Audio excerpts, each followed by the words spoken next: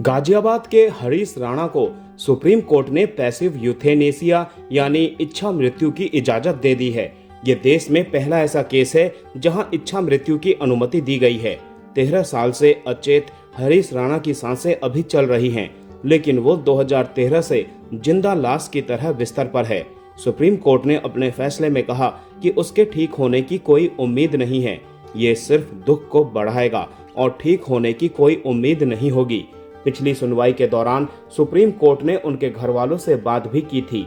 100% दिव्यांगता के शिकार हो चुके बेटे के ठीक होने की उम्मीद छोड़ चुके हरीश के माता पिता ने ही उसे इच्छा मृत्यु देने की मांग की थी।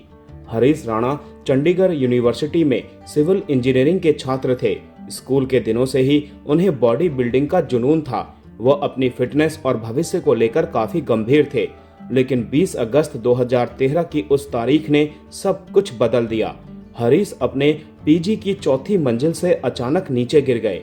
इस हादसे में उनके सिर पर गंभीर चोटें आईं, जिसने एक हट्टे कट्टे नौजवान की जिंदगी को हमेशा हमेशा के लिए चार दीवारी और बिस्तर तक समेट दिया। हादसे के बाद हरीश के पिता अशोक राणा ने उन्हें बचाने के लिए कोई कसर नहीं छोड़ी।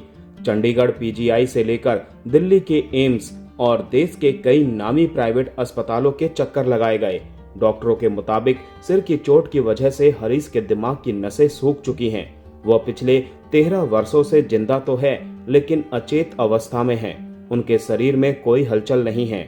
वे ना तो कुछ महसूस कर सकते हैं और ना ही बोल सकते हैं। बस कभी कभार पलके झपकाना ही उनके जीवित होने का एकमात्र संकेत रहा है।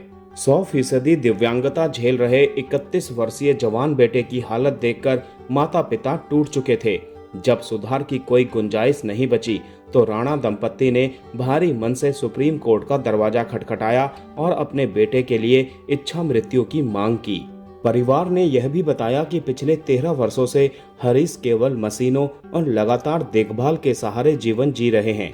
इतने लंबे समय से अचेत अवस्था में रहने के कारण उनकी स्थिति बेहद गंभीर हो चुकी है। एम्स की मेडिकल टीम ने भी अपनी रिपोर्ट में कहा कि हरीश के ठीक होने की कोई संभावना नहीं बची है। मेडिकल रिपोर्ट के अनुसार लंबे समय तक अचेत अवस्था में रहने और लगातार बिस्तर पर पड़े रहने की वजह से उनके शरीर पर कई गंभीर घाव बन चुके हैं। सुनवाई के दौरान जस्टिस JB पादरीवाला ने इस मामले को बेहद दुखद बताया। उन्होंने कहा कि अदालत के लिए ऐसा फैसला लेना आसान नहीं होता, लेकिन जब किसी व्यक्ति के ठीक होने की कोई संभावना नहीं बचती और वो लगातार पीड़ा में रहता है, तब स्थिति बेहद जटिल हो जाती है। जस्टिस ने कहा कि किसी व्यक्ति को अनंत पीड़ा में रखना भी उचित नहीं माना जा सकता। अदालत अब उस स्थिति में है जहां अंतिम निर्णय लेना आवश्यक हो गया है। दरअसल हरीश राणा साल 2013 में चंडीगढ़ में पढ़ाई कर रहे थे। उसी दौरान एक हादसा हुआ जिसने उनकी जिंदगी पूरी तरह बदल दी। हॉस्टल की चौथी मंजिल से गिरने के कारण उनके सिर में गंभीर चोट लग गई थी। इस हादसे के बाद से ही हरीश अचेत अवस्था में हैं। पिछले 13 सालों से वह बिस्तर पर ही पड़े हुए हैं और उन्हें लगातार देखभाल और चिकित्सा सहायता की जरूरत पड़ती रही है। हरीश के माता पिता अशोक राणा और उनकी पत्नी ने इन वर्षों में अपने बेटे के इलाज के लिए हर संभव प्रयास किया। उन्होंने अलग अलग अस्पतालों में इलाज कराया और बेटे को ठीक करने की उम्मीद कभी नहीं छोड़ी।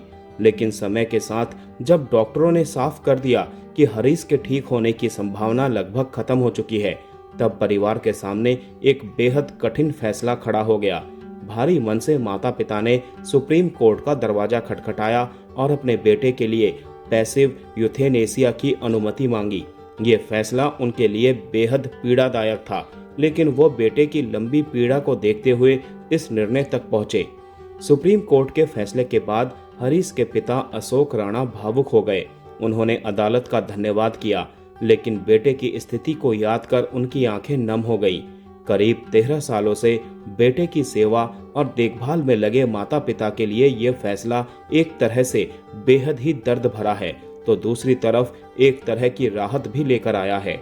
गाजियाबाद के राजनगर एक्सटेंशन इलाके में स्थित राज एम्पायर सोसाइटी में रहने वाले राणा परिवार के पड़ोसियों का भी कहना है कि परिवार पिछले कई वर्षों से बेहद कठिन दौर से गुजर रहा था। सोसाइटी के लोगों के अनुसार पूरा परिवार दिन रात हरीश की सेवा में लगा रहता था। उनके माता पिता ने कभी भी बेटे की देखभाल में कोई कमी नहीं आने दी। हरीश के छोटे भाई और बहन भी लगातार उनकी देखभाल में परिवार का साथ देते रहे। पूरे परिवार ने मिलकर इतने वर्षों तक हरीश की सेवा की।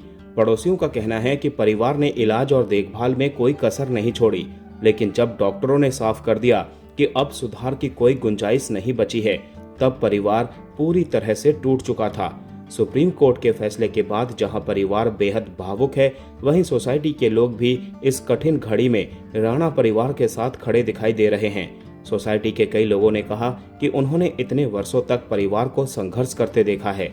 ऐसे में ये फैसला जितना कठिन है, उतना ही भावनात्मक भी है। ये मामला एक बार फिर उस संवेदनशील सवाल को सामने लाता है कि जब किसी व्यक्ति के ठीक होने की कोई उम्मीद ना हो और वो वर्षों तक अचेत अवस्था में रहे, तब परिवार और समाज के सामने कितनी बड़ी मानसिक और भावनात्मक चुनौती खड़ी हो जाती है। राणा परिवार के लिए यह फैसला एक ऐसे लंबे संघर्ष का अंत भी है जिसने पिछले 13 सालों से उनके जीवन को पूरी तरह बदल दिया था।